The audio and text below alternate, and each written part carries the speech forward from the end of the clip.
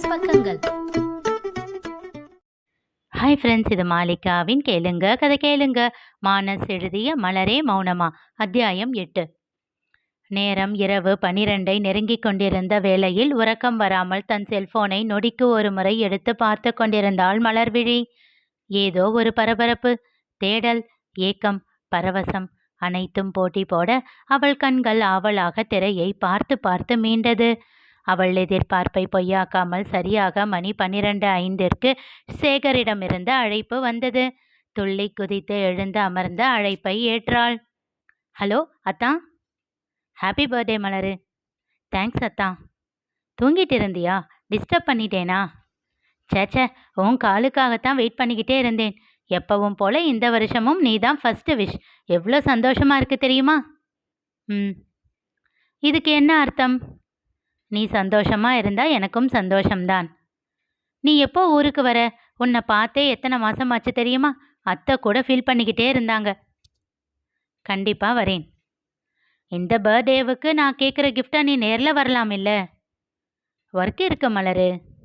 போ அத்தான், நீ எப்பவும் இப்படி தான் சொல்கிற. நிச்சயம் சீக்கிரமாக ஊருக்கு வரேன். இப்போ உனக்கு என்ன கிஃப்ட் வேணும்னு சொல்லு. அதெல்லாம் எதுவும் வேண்டாம். ஏன் மலரு, என்ன வேணும்னு சொல்லு. சொன்னா நீ வாங்கி அனுப்புறதுக்குள்ளே என் பர்த்டேவே முடிஞ்சிடும். அதுக்கு எதுக்கு கிஃப்ட்டு? நீ என்ன வேணும்னு மட்டும் சொல்லு. இன்னைக்கே உன் கைக்கு கிடைக்கிற மாதிரி ஏற்பாடு பண்ணுறேன். போதுமா? நிஜமாவா? நிஜமா. அப்போ எனக்கு லேட்டஸ்ட் சாம்சங் கேலக்ஸி ஃபோன் வேணும். அம்மா கிட்ட கேட்டால் இந்த ஃபோன் வாங்கி 2 வருஷம் தானே ஆகுது, அதுக்குள்ளே எதுக்கு புதுசுன்னு திட்டுது. சரி, இன்னைக்கு உனக்கு ஃபோன் கன்ஃபார்ம். தேங்க்யூ அத்தா. சரி, நீ தூங்கு, நான் வச்சிடுறேன். அவ்வளோதானா? வேற என்ன? இல்லை, என் ஃப்ரெண்ட்ஸ் 2 பேர் லவ் பண்ணுறாங்க. அவங்கெல்லாம் அவங்க பாய் ஃப்ரெண்ட்ஸ் கூட என்னென்னவோ பேசிக்கிறாங்க. நீ எதுவுமே அந்த மாதிரியெல்லாம் பேச மாட்டேன்றியா அத்தான்? அதுதான்.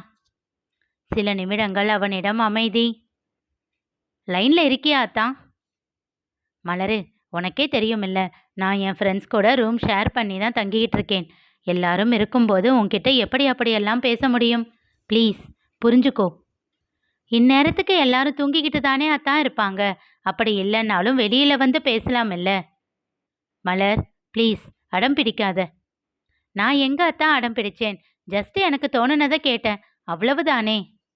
சரி, நான் வச்சிடுறேன். அவள் பதிலை எதிர்பார்க்காமல் அழைப்பை துண்டித்து விட்டான் சேகர். மலருக்கு ஏதோ போல் ஆனது. அவளுக்குள்ளும் ஆசைகள் உண்டு.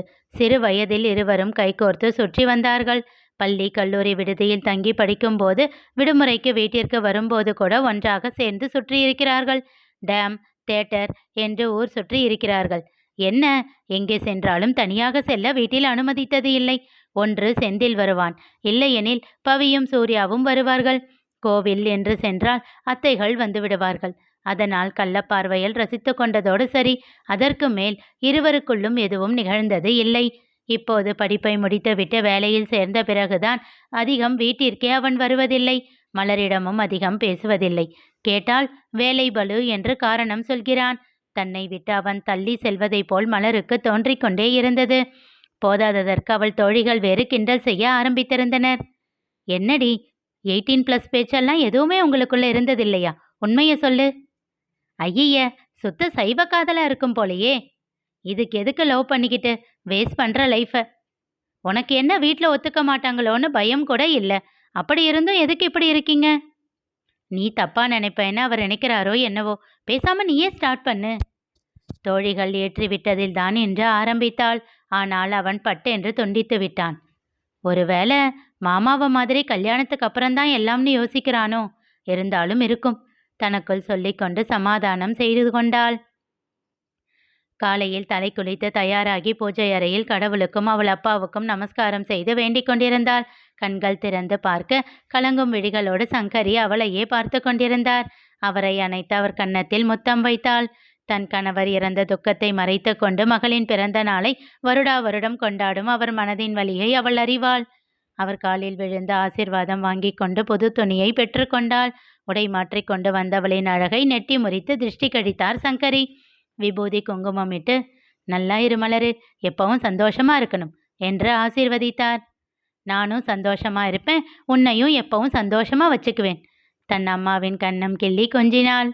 சந்தோஷமாக சிரித்தவர், போ, போய் பாட்டிக்கிட்ட ஆசீர்வாதம் வாங்கிக்கோ என்றார். அவள் முகம் மாறியது. ஏம்மா இப்படி பண்ற? ஒரு வருஷமாச்சும் ஏதாச்சும் குத்தம் சொல்லாம ஆசீர்வாதம் பண்ணியிருக்கா. நல்ல நாள் அதுவுமா எப்போ பார்த்தாலும் அது வாயில விழுந்து தான் ஆகணுமா? நான் என்னவோ அது பையனை கத்தி எடுத்து கொலை பண்ண மாதிரி தான் அதுக்கு நினைப்பு. முகம் சுருக்கி வருத்தத்தோடு கூறினாள். விடு மலரு, பெரியவங்க தானே, என்னவோ சொல்லிட்டு போகட்டும். எனக்காக போராசாத்தி. சரிம்மா என்று விட்டு மனமே இல்லாமல் ரங்கநாயகியிடம் சென்றாள். ஆசீர்வாதம் பண்ணு பாட்டி. ம் நல்லாரு நல்லாரு. வயசு 22 ஆரம்பிச்சாச்சு. இப்பவாச்சும் ஒரு புடவை எடுத்து கட்டக்கூடாதா? இப்பவும் இந்த சுடிதாரை தான் மாட்டிக்கிட்டு திரியணுமா? மலர் கண்கள் சுருக்கி சங்கரியை முறைக்க, எப்படி இருந்தாலும் காலம் போறா புடவை தானே கட்டப் போறா. நம்ம கிட்ட இருக்கிற வரைக்கும் அவ இஷ்டத்துக்கு இருக்கட்டுமே என்றார் அவர் சமாளிப்பாக. ஆமாமா, அந்த பட்டணத்துல போய் இவ கொழா பேண்ட் மாட்டிக்கிட்டா மட்டும் நமக்கு என்ன தெரியவா போகுது? நம்ம கிட்ட இருக்கிற வரைக்கும் கண்குளிர புடவையில பார்த்து சந்தோஷப்படலாம் இல்ல? இருவரும் அமைதியாக இருந்தனர். சரி சரி, இந்தா என்று அவள் கையில் 5000 ரூபாயை திணித்தார். அதை கண்டவள் கண்கள் விரிந்தன. பிறந்த நாள் அன்று ஏதாவது பேசினாலும் அவள் கையில் பணத்தை திணிக்காமல் இருக்க மாட்டார் ரங்கநாயகி. அதன் அளவு அவ்வப்போது அவள் வயதோடு சேர்ந்து ஏறிக்கொண்டே இருக்கும். சென்ற வருடம் வரை 2000 ரூபாய் தந்தவர் இந்த வருடம் 5000 ரூபாய் தந்திருக்கிறார். அப்படியென்றால் நான் அடுத்த கட்டத்திற்கு சென்று விட்டேனா என்று தன்னைத்தானே கேட்டுக்கொண்டாள் மலர். பணத்தை எல்லாம் அதிகம் செலவு பண்ணாத மலரே, சேர்த்து வை. படிப்பு முடிஞ்சிடுச்சு, அடுத்த கல்யாணம்தான். அந்த பட்டணத்துல போய் எல்லாத்துக்கும் புருஷனை கையே எதிர்பார்த்துக்கிட்டு இருக்க முடியுமா? அப்பப்போ சேருற பணத்தை இருப்பா கையில வச்சுக்கணும். இனி கொஞ்சம் பொறுப்பா இருக்கணும். சூதுவாது புரிஞ்சு வாழ்க்கையை புரிஞ்சுக்க ஆரம்பிக்கணும்.